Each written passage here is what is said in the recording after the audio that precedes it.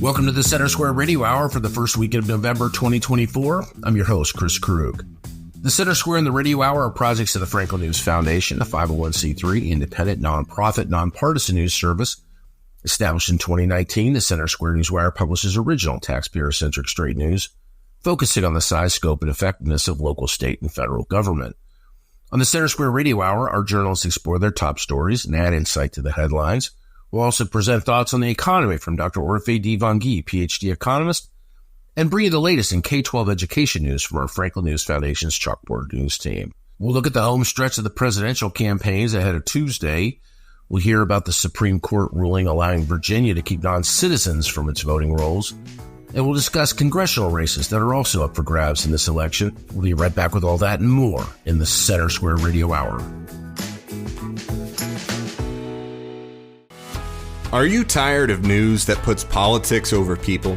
At the nonprofit Franklin News Foundation, we believe in putting people over politics by delivering nonpartisan news and audio content that serves you, the American taxpayer. With Franklin News Foundation, you can read fact-based, state-focused news for free at thecentersquare.com. You can listen to civil, balanced conversations between policy experts through our podcast network at americastalking.com. Or you can get in-depth news on K-12 education spending, curriculum, and school safety at chalkboardnews.com.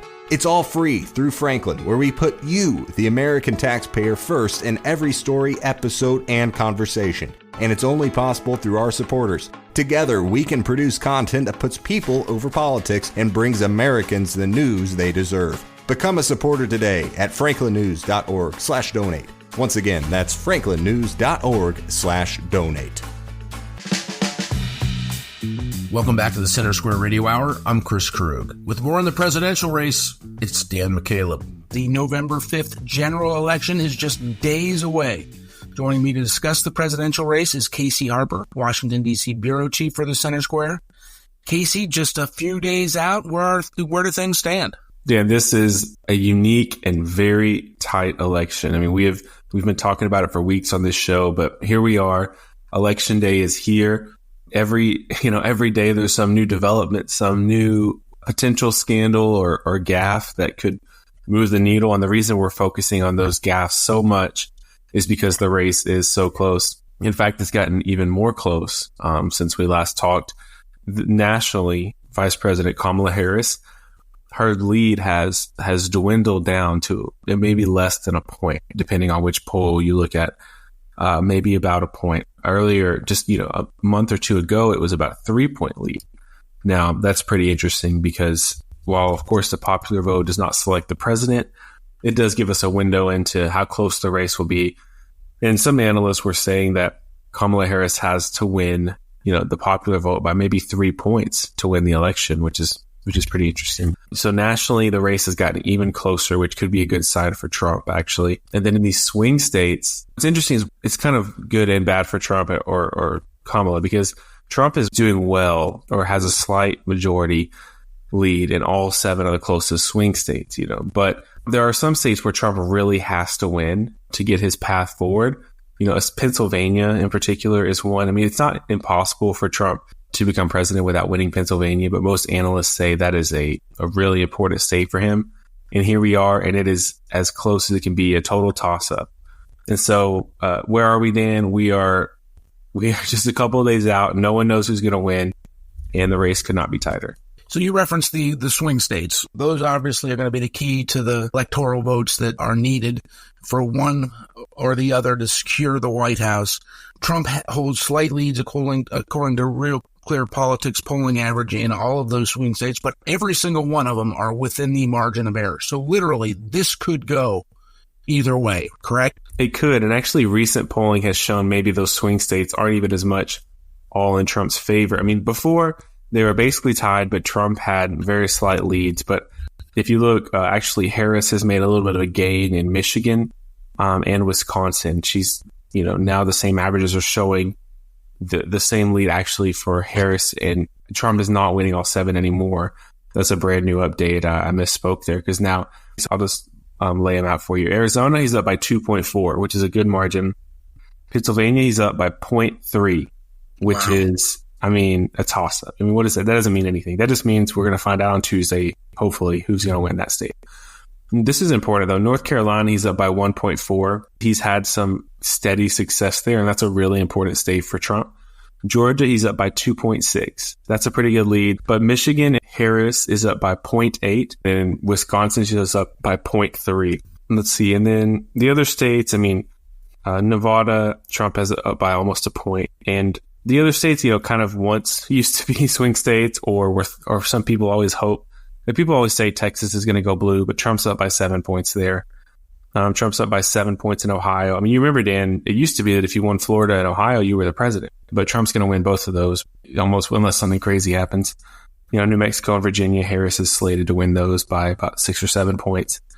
So, in Minnesota as well, she's up by 5. So, Harris has made some gains in the swing states, but Trump has made gains in the national polling. I think what this boils down to is it's too close to call.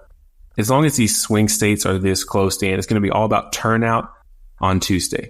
Yeah, you're right about that, Casey. And we reported just last night that nearly 63 million voters have already cast ballots. There's such a hyper focus on November 5th, Election Day. But of course, with the expansion of early voting and mail-in voting across the country, a large percent of voters have already cast their ballots, Casey. You also referenced, you hope we know Tuesday night. Do you really expect to know Tuesday night who the winner of this election is? No. I mean, if it's a runaway win, then we will know. But there's no indication that there's going to be a runaway win here. No, there's not. But the polls have been so off in these Trump elections that it's still possible. I mean, Trump, for instance, in 2020, as he referenced on a recent podcast, I think he was down by 17 points in Wisconsin was the consensus. And he ended up only losing Wisconsin by like 1 point. Right. So, the polls are important. They give us an idea of trends, but they can be off by 17 points in a swing state, and so we've had some humility when we approach it. To your point about the early voting, I mean, we're seeing this is the new era of voting unless the laws are changed. I mean, the amount of early voting has been huge, and actually some good signs for Republicans because they've seen a unusually high number of early voting ballots from registered Republicans, which bodes really well actually for Trump. Historically, Democrats have won the early vote, but Republicans do well on Election Day. But it may be that this election changes that because Republicans are voting more, it seems, in early voting. Now, the question is, are they just transferring their votes from Election Day to early voting? And so it's just a net zero, or are there more Republicans voting overall? And we're seeing that in the early voting, and we'll see it on Election Day. That's the big question. Speaking of Election Day, Casey, me, you, and the entire Center Square staff will be working the elections across the country. You from Washington, D.C., and we have staff in all 4 continental U.S. time zones, so listeners can follow our coverage at thecentersquare.com. A big thanks to Dan and Casey. You're listening to the Center Square Radio Hour. I'm your host, Chris Krug. With more on the legal battle Virginia faced to keep non-citizens from its voting rolls and the Supreme Court decision that ended it, we'll now go to Eliana Kernodle. The U.S. Supreme Court has granted Virginia's emergency request to keep non-citizens off voter rolls. Attorney General Jason Miraz announced Wednesday morning via a social media post. Joining me with more on this story is the Center Square's Sarah Roderick-Fitch. Sarah, can you lay out the details of this case, what initiated it, and the stages it went through? Yes. So it stems from an Executive Order 35, that Virginia Governor Glenn Youngkin signed or issued back in early August in order to basically strengthen election integrity. Part of that was just basically clearing the voter rolls. Actually, I think the larger part of it was making sure that all ballots in Virginia are done paper, voting machines, whatnot. He was doing that. But at the time, he indicated that they had, basically in about a year's time or so, or more so, actually, I think, they had removed like over 80,000 deceased voters, and then also voters who had moved maybe from out of state. And then in addition, within a year, between July and I believe July of 2023 and then July of 2024, the Commonwealth had removed over 6,000 non-citizen voters. And so the case actually came about, not long ago. And it actually I was alerted to it through a letter that Democratic Congressman Jerry Connolly of Virginia had written, and then it followed by a group of different organizations representing like the League of Women Voters, immigration organizations, and Protect Democracy, initiated a lawsuit that challenged the law and based it on a 90-day quiet period within the National Voter Registration Act. And that's what they were citing, and that's what they were challenging. And that's kind of where that whole thing started.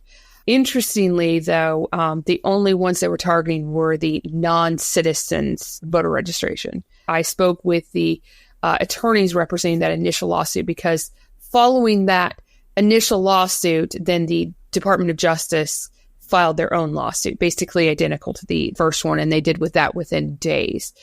And those were only, like I said, targeting a 90-day period. It's roughly between 1,500 and 1,600 non-citizen voters that were on the voter registrations, and they are self-identified because within the voter registration set up with the Commonwealth of Virginia, there's a box that says, hey, are you non-citizen or citizen? And so that's kind of where that stems from. What were some of the earlier rulings in this case before it made its way up to the Supreme Court? Yes, so the rulings actually happened very quickly. Once things were held, an initial judge ruled just about 5 days before the Supreme Court ruling or so, that Virginia had to allow those voters to be on the registration, saying, hey, it violated that 90-day quiet period, this 90-day quiet period that said, hey, you can't clean the voter rolls or anything like that. And then on Sunday evening, actually, which is very, very rare, a unanimous panel from the Court of Appeals from the Fourth Circuit issued a ruling saying they basically agreed with the lower judge saying, nope, Virginia has to allow these voters. They cannot take them off the voter rolls. Again, violation of the 90-day quiet period. And then Attorney Jason Murez announced late Sunday night that they were going to be filing an appeal with the Supreme Court, emergency appeal. So that came Monday morning, and then that followed actually then 24 other attorney generals from their states joined in that amicus brief to support Virginia in that effort. And then the Supreme Court heard some of the arguments Tuesday, and the ruling came down Wednesday morning. So this happened really quickly. As far as their time frame, everything came down within days, pretty much less than a week. So it was pretty impressive, actually. And what did the Supreme Court ruling have to say? It was very brief, but it was a 6-3 ruling, and it was Justice Sotomayor, Jackson, and Kagan that basically kind of dissented. They did not agree with it, but it was very brief. They just gave Virginia, they said, nope, Virginia has the right to do this. Virginia could do it. So they overturned basically the rulings. It's a sort of a temporary order to allow Virginia to do this. Because actually during this whole argument, the Biden administration said, okay, well, after the election, Virginia can do that. Again, it just really came down to this 90-day quote quiet period within that National Voter Registration Act. However, one of the things that the Attorney General of Virginia, Jason Murez, and some of these other attorney generals, what they argued was that that 90-day quiet period does not apply to basically non-citizens from voter rolls because they are already ineligible to vote. So they don't have that right, as opposed to now. I'm not an attorney, but I would say that if they had argued maybe the deceased voters or voters who had moved, maybe that would have been a stronger argument because there was sort of an eligibility there. But this just focused on non-citizens. And actually, so one of the arguments that they made was non-citizens are not eligible to vote. They've never been eligible to vote. And they said that this was, this went along with, hey, when that National Voter Registration Act was passed. I mean, it just basically came down to they were not eligible whatsoever. And the plaintiffs in this which were, the original plaintiffs, the Department of Justice and these other groups, they really were sort of focused on that 90-day quiet period, as opposed to, hey, the eligibility. Now, one of the things is that was sort of overlooked in a lot of this, the research, is how Virginia goes about, finding these non-eligible voters. And it comes down to Virginia has some of the tightest election laws, and they were sort of strengthened too by Governor Glenn Youngkin through this executive order. But actually, it stems back to a law that was signed in 2006 by actually Senator, he was governor at the time, but he's now Senator Tim Kaine, who actually ran as Hillary Clinton's running mate in 2016. So actually sort of all stems back to that. But Virginia has very tight laws as far as registering to vote. There's several sort of checks and balances in which they do that. They use the Social Security number. Most people register to vote. I think it's about 90% of people who register to vote register through the DMV at that time. So it goes through different processes. Like I said, they use Social Security Administration database. They use also the Department of Homeland Security, a systematic alien verification entitlement, I guess they call that SAFE database, to go through this. There's several different verifications of identity. But there's also a box that they can sort of check, hey, are you a citizen or non-citizen? So these were, this sort of focused on self-identified non-citizens that may have checked that box. Now, there were instances where some people may have checked that box incorrectly, non-citizen. However, Virginia does allow, they will send notices and saying, hey, you have time. Basically, you have to rectify this.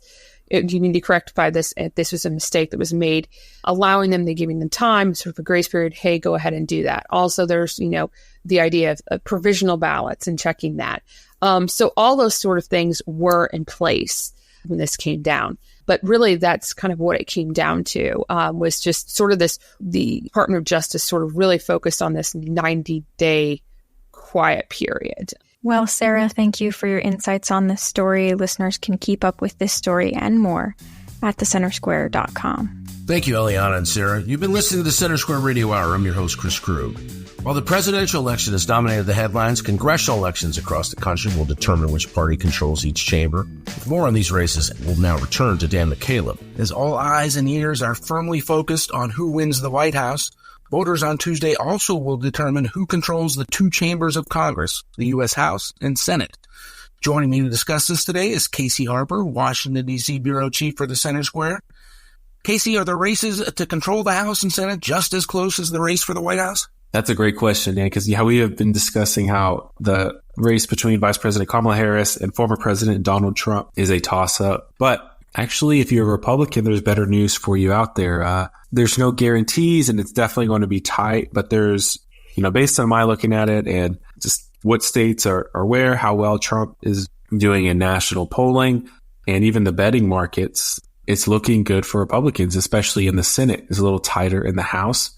So just, for instance, the poly market, betting market, I believe has about a little over 80% chance that Republicans take the Senate, which is very high. It's a smaller 55% chance roughly that the Republicans take the House in poly market. But one reason it's so high for the Senate is that Democrats just have a tougher election year because they're defending more seats, right? So in the Senate, 33 seats are up for election this Tuesday, although, of course, many votes have already been cast. That includes 19 seats held by Democrats and only 10 seats held by Republicans. So that gives them a huge advantage. And then there's another 4 seats that are held by independents. But those independents, you're going to recognize and remember that they're either very liberal or they used to be Democrats. So like Kyrsten Sinema, who was a Democrat, became independent. She's retiring.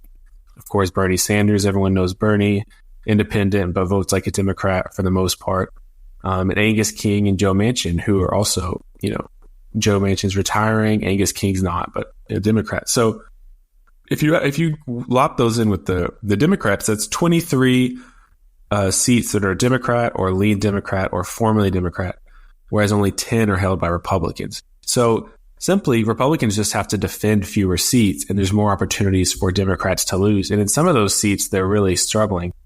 For instance, Senator John Tester, Democrat in Montana, is up for re-election, and he's losing that race right now. I mean, he could have a better turnout. Of course, these polls are just predictions. We've seen the fallibility of polls in recent, modern history. But right now, Tester is looking for a miracle to win his race in Montana.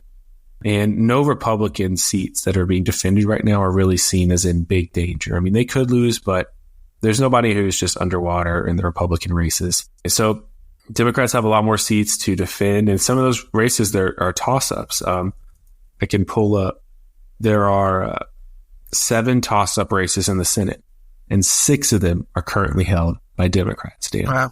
And of course, control of Congress is just as, or at least almost as important as who wins the White House. 8 years ago, when Donald Trump was running against Hillary Clinton, and polling showed Clinton was going to win pretty easily. Of course, Trump pulled the big upset, won on Election Day, but Republicans also won the House and the Senate. And for two years, Republicans had the trifecta in Washington, D.C. with Trump as president and Republicans controlling the House and the Senate. That's how they were able to get the Trump Tax Cut and Jobs Act passed. So control of Congress is an important part of this election cycle, correct? It definitely is. I mean, and I would be willing to bet that this midterm election, they're going to be great for Democrats. That's just how it works out. So in 2 years, you can expect Democrats probably to win back the House and maybe the Senate. If Republicans win it this time. Right. If Republicans win it this time, because it's almost always a referendum on the incumbent. And with an incumbent as polarizing as Trump, you could probably expect some big turnout in House races, for instance, to divide the government. That's what happens. That's what happened to Obama, for instance, when he was in office. And so it's very reasonable to say that Republicans are going to have a 2-year window here, if they win, as you said, to get something done. And what they're going to focus on is a big question. There have been more talks actually about more cutting taxes. I mean, there's talk, of course, about the border. So that's an interesting thing. And then there's a lot of, other projects. The other thing that's really interestingly timed here, Dan, is what looks like a new Senate majority leader. Mitch McConnell has been in running the show for a long time, has become very unpopular with a lot of conservative Republicans, a lot of Trump supporters in particular, doesn't get along very well with Trump, most of the reports say. So Mike Johnson is pretty Trump friendly. He's running the House, but who is going to run the Senate? And is he going to play ball? Is he going to be a Trump guy? I think that's a huge question mark, Dan, that could really determine the fate of if Republicans and Trump supporters have any success, even if they win the House, Senate, and the White House. Well, voters, of course, still have a say with these races in Congress. All U.S. House seats are up for grabs. And as you mentioned, about a third of the U.S. Senate seats, and they're spread out across the country. There's doubts about how long it's going to take for enough votes to be counted to determine who wins the White House. Do you think we'll know Tuesday night who controls the U.S. House and who controls U.S. Senate? I think we have a better chance of that than knowing who is going to be president. So that'll be interesting. I mean, if it's really close, the closer it is, the less likely it is that we'll know. Thank you for joining us today, Casey. Listeners can keep up with this story and more all election-related coverage at thecentersquare.com. Thanks to Dan and Casey for that update. That'll do it for the first half of the Center Square Radio Hour. After the break, we'll look at more top stories from across the nation. How are election officials responding to potential fraud in Pennsylvania? What did one report say school districts should do to address conflicts? And what should we expect from the Fed after Election Day? We'll have all that and more when we return on the Center Square Radio Hour.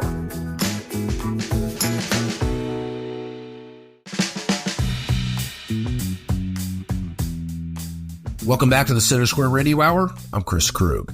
Here are this week's quick hits, some of the original reporting you may have missed at thecentersquare.com.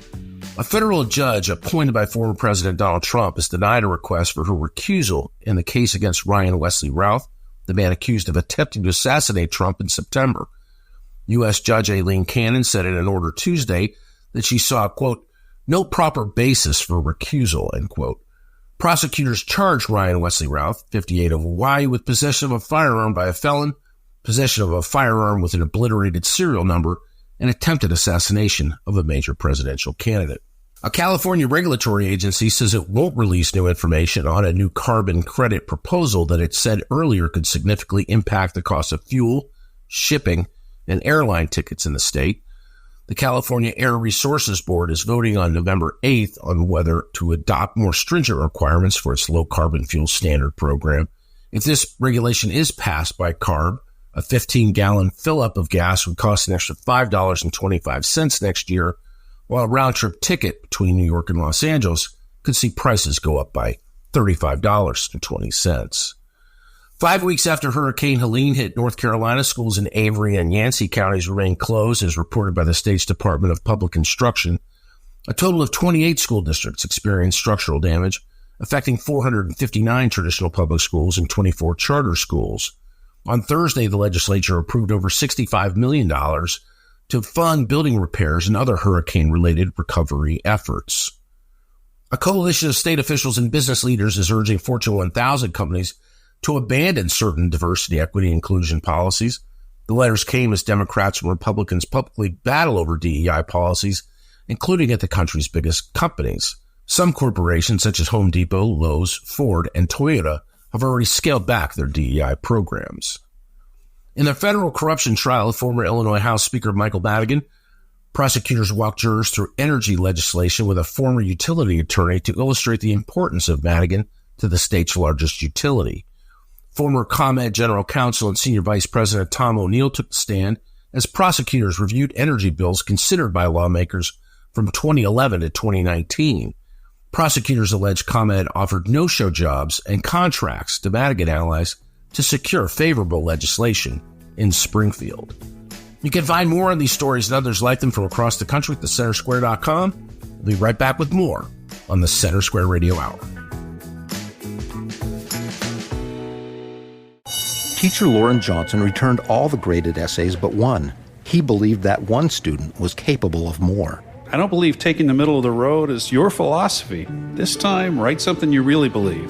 The student wrote a new one about excellence. Instead of just grading an essay, Mr. Johnson changed a life.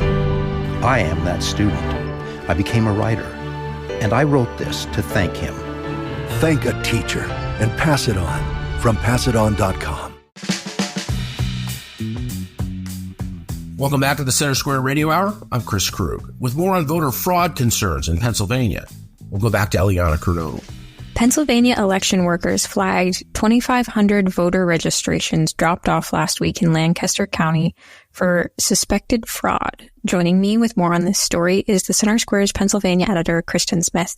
Kristen, what's happening in Lancaster County? Lancaster County commissioners announced on Friday last week that they received 2 really large batches of voter registration forms. And this is running up right until the deadline to register to vote in Pennsylvania. And so they get large batches. This, they said, is likely from a canvassing operation that goes as far back as June. However, election workers were going through these voter registration forms, as they always do, as part of their traditional process to verify that everything is on the up and up.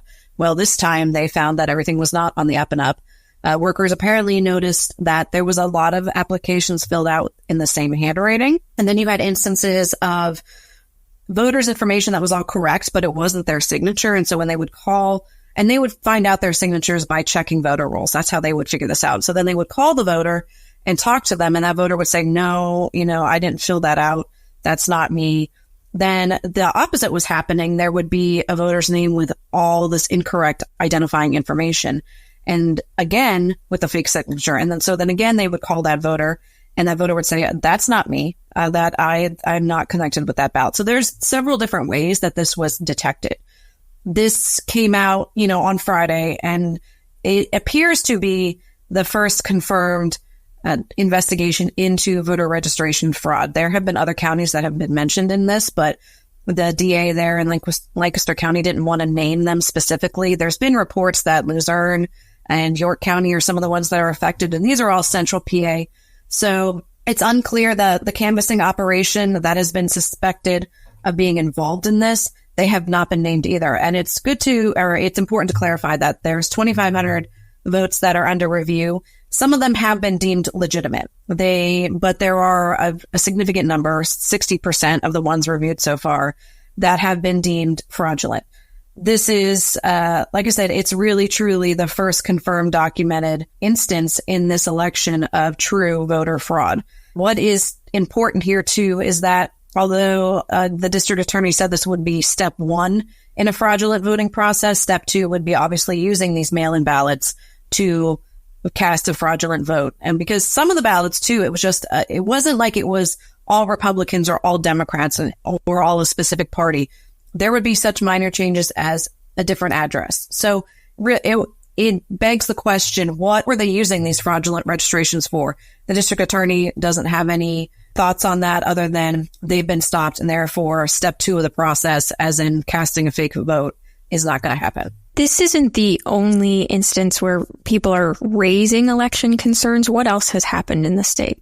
In the last week or so, there's just been a lot of issues that are cropping up that are getting repeated on social media. And so in order of acknowledgement by county officials and of what's going on, we'll start up in Erie County, which is very much in the northwestern corner of the state, as far north as you can go in Pennsylvania, really.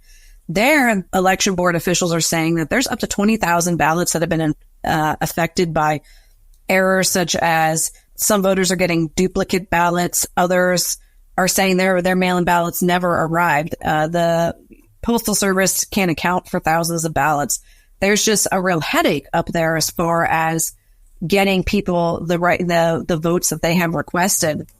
The deadline to request a mail-in ballot in Pennsylvania was on October 29th, which was this past Tuesday. And so after that point, you cannot get one. You can't have one mailed to you. There's also the process that people can go into the office and vote on, or they can request the ballot and then fill it out right there and hand it to election workers. That's something that's been happening a lot in Pennsylvania, and we'll get to that in a minute.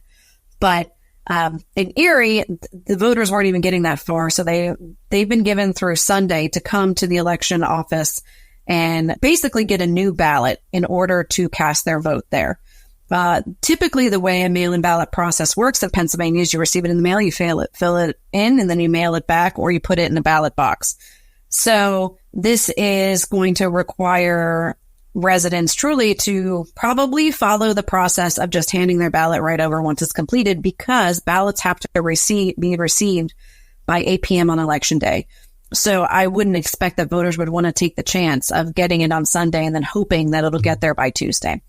And then going down the list regarding mail-in ballots, out in Bucks County, the Trump campaign actually sued Bucks County election workers, or the election board, because they allege that voters are being disenfranchised there. So on Tuesday, the final day to request the mail-in ballots, people were lined up around the corner waiting to do that very process where they would request it on demand, fill it out, and hand it right back. That really slows down the entire process. Election workers were saying it was taking up to 10 minutes per person. So you can imagine how that would really back up. And Bucks County is in southeastern Pennsylvania. It's a very purple county. It's suburban Philadelphia. There's a large population there, a large turnout there in every election, but specifically this one, since we're seeing record turnout all over the place.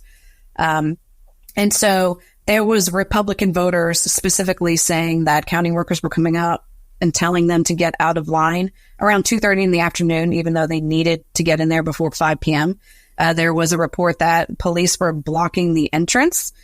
County workers are saying that this is not true, that if you were in line by 5 p.m., you were given your mail-in ballot. You just weren't allowed to stand there and fill it out in person and then hand it to them. You had to go out and then mail it back in or drop it off in a ballot box, as you're traditionally supposed to do.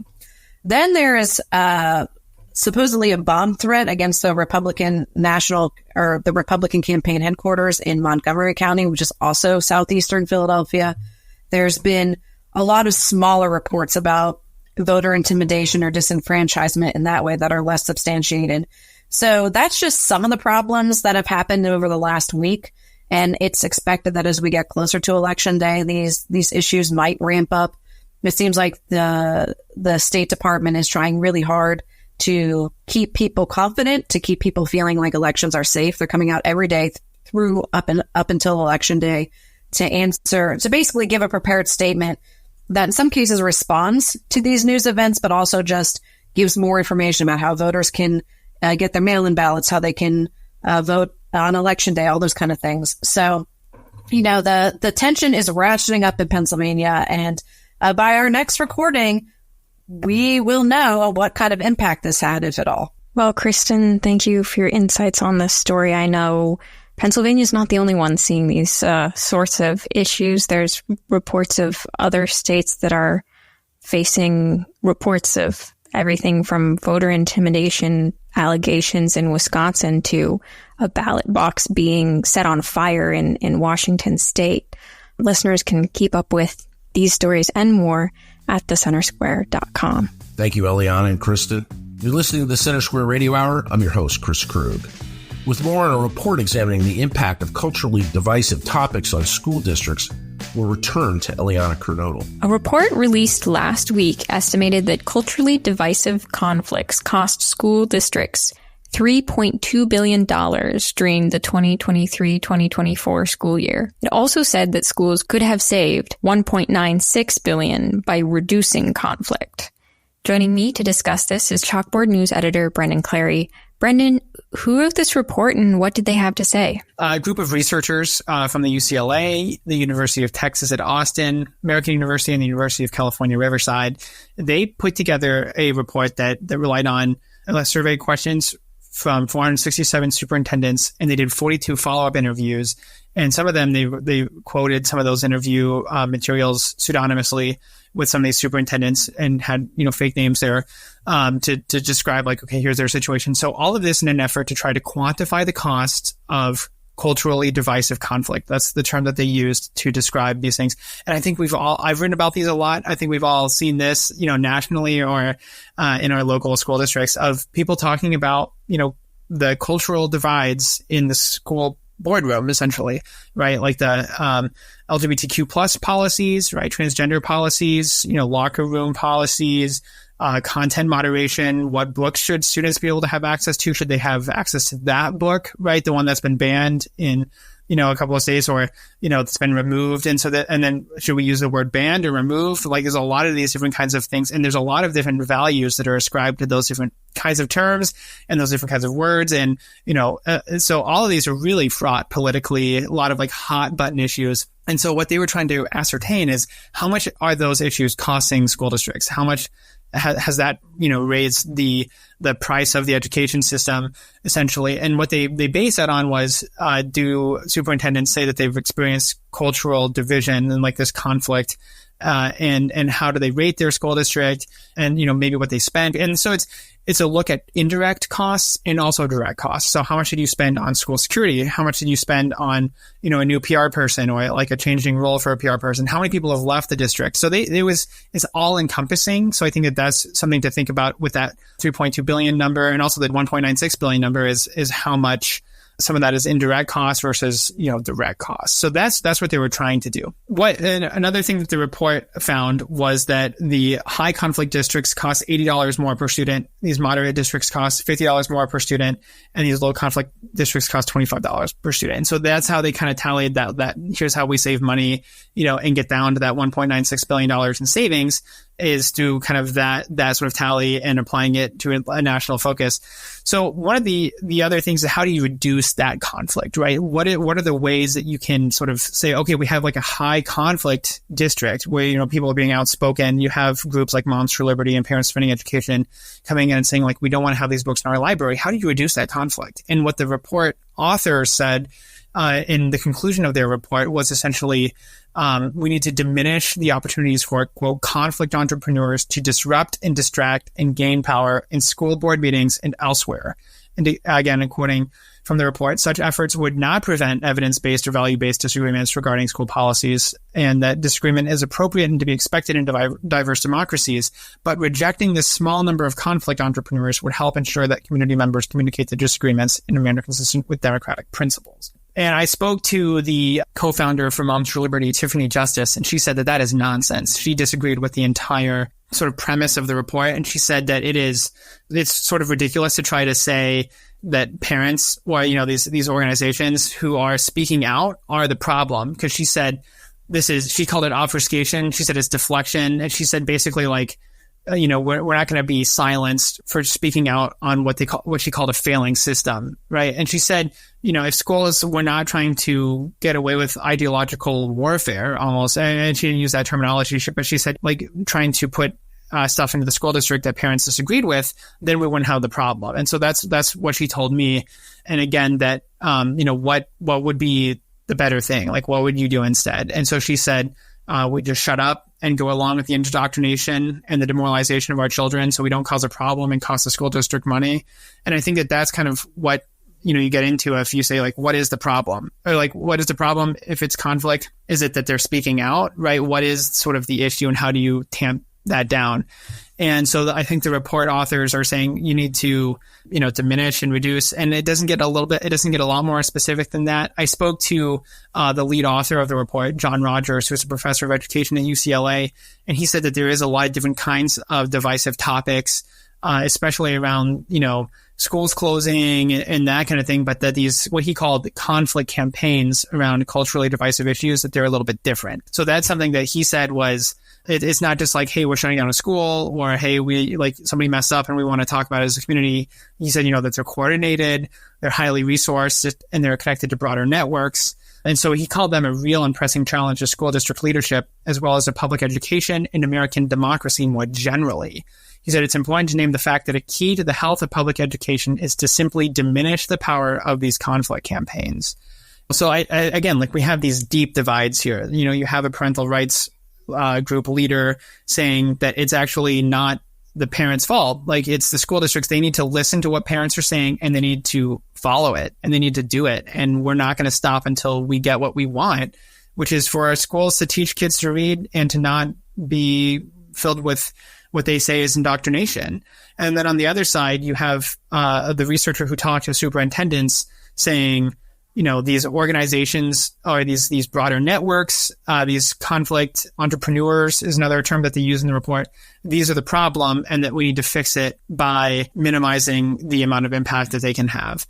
And another thing that Roger shared with me was that, superintendents and principals could partner with community leaders and essentially try to build sort of a coalition there and have them come in and talk at school board meetings sort of in opposition and be more vocal about these kinds of issues than you would be able to as a nonpartisan. And he said that, others within the community, can speak more forcefully and sometimes call out sectors of the community that it would be difficult for a district superintendent or a principal to do. And that you need to have that respect and be seen as a fair operator. And so you need members of the community to push on issues that they can't directly lean into in the same way. So essentially have other people, like invite other groups and organizations and people in to discuss these things instead of you discussing them yourselves, to have that, you want to have that appearance of being completely neutral and somebody who works for, the entire community. Well, Brendan, thank you for your insights on this story. Listeners can keep up with this story and more at chalkboardnews.com. Thanks to Eliana and Brendan for that update. You're listening to the Center Square Radio Hour. I'm your host, Chris Krug. Join me to discuss what to expect from the Federal Reserve after Election Day. It's PhD economist Dr. Orphe Divounguy. Dr. O, you're still hung up at the Atlanta Hartsfield Airport. And I am. You look like a business traveler today. Yeah, just FYI. So, the Fed's coming up with some information that comes immediately after the election, right? The election is November 5th. We're going to hear from Jerome Powell on the 6th and 7th. We had the first decrease in the Fed funding rate in September, which seems like it's a long time ago at this point. It wasn't that long ago, but it seems like it's a long time ago. So, coming into this year, like, there were some people that were, some analysts and the so-called experts are like, oh, we're going to get 6 or 7 cuts this year. The Federal Reserve itself, I believe at the beginning of the year, it said to probably plan on 3.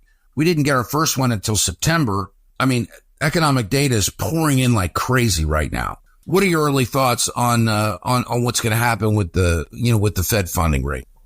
Look, the economy is solid. And so you can forget about that 50 basis point, another 50 basis point at the next meeting.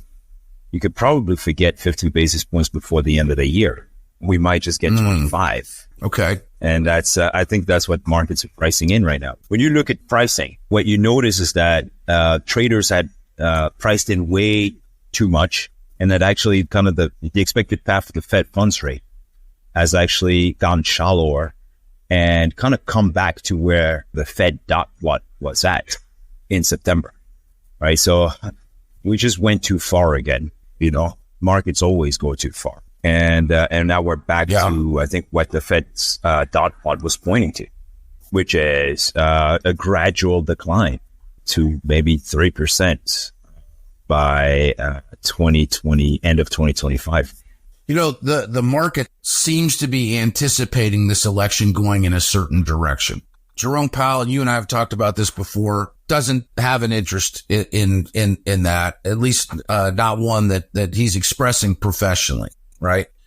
But what do you think he's looking at? Because there's a lot of information that's out there, and it does look like that the rate cut that was made has been effective, and it's done the things that they had hoped that would occur. I mean, he made it very clear. He's looking at the labor. The expectation is that inflation's moving towards the 2% target.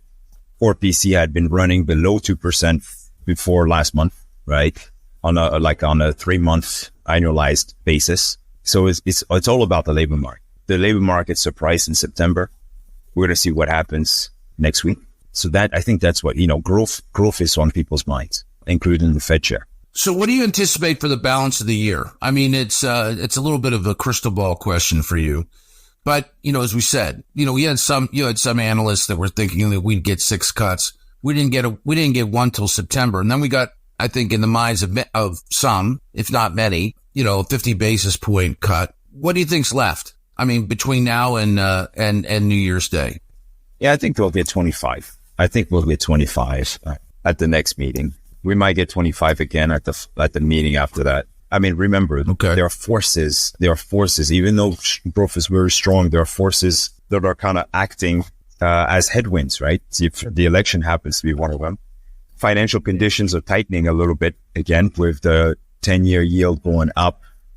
And, you get somewhat of a stock market sell-off, ahead of the election. And so, you have tighter financial conditions, maybe consumers slowing down a little bit, due to all this uncertainty. And so those are some headwinds.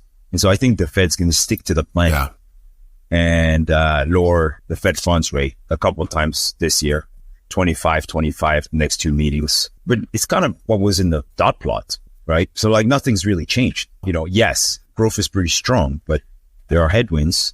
And so, I think we're in good shape. The only thing is markets had overreacted to the messaging from the last meeting. And now they're correcting back to what the Fed is basically pointing to. I appreciate your thoughts as always, Dr. O. That'll do it for another week of the Center Square Radio Hour. The Center Square Radio Hour is a production of America's Talking Network, produced by Eliana Kernodle. If you missed some of today's show, you can find it at americastalking.com. I'm Chris Krug on behalf of everyone at Franklin News Foundation. Thank you for listening to the Center Square Radio Hour.